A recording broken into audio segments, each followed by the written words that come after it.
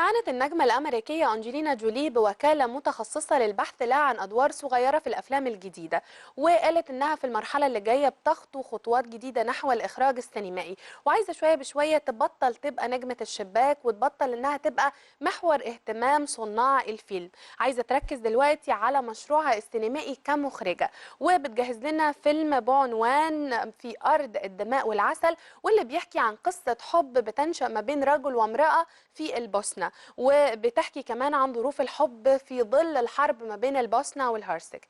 الحقيقة ان أنجلينا جولي كانت كمان اقنعت الشركة المنتجة ان الفيلم ده يبقى ناطق بلغة اهل البوسنة. كان من المفترض ان هو يبقى ناطق باللغة الانجليزية ويعرض في امريكا وفي كل دول العالم، لكن هي حبذت ان هو يبقى ناطق بلغة أهل البوسنة. الجدير بالذكر أن أنجلينا جولي سفيرة الأمم المتحدة للنوايا الحسنة وتحديدا لشؤون اللاجئين.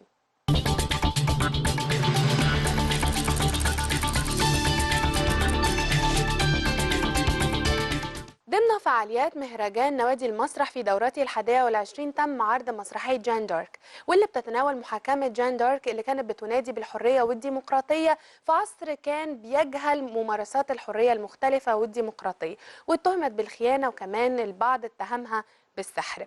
اللقاء اللي جاي هيكون مع مخرج العرض محمد فتح الله وعدد من أبطال العرض، أبطال جان دارك.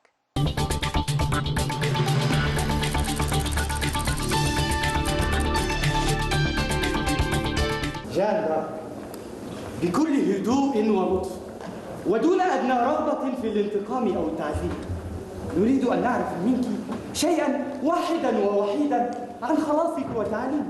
نريد أن نحاول للمرة الأخيرة أن ننقذ روحك وجسدك. اقرأ ملف القضية أولا، عندئذ سوف أجيب على أسئلتك. أليس عندك ما تقولين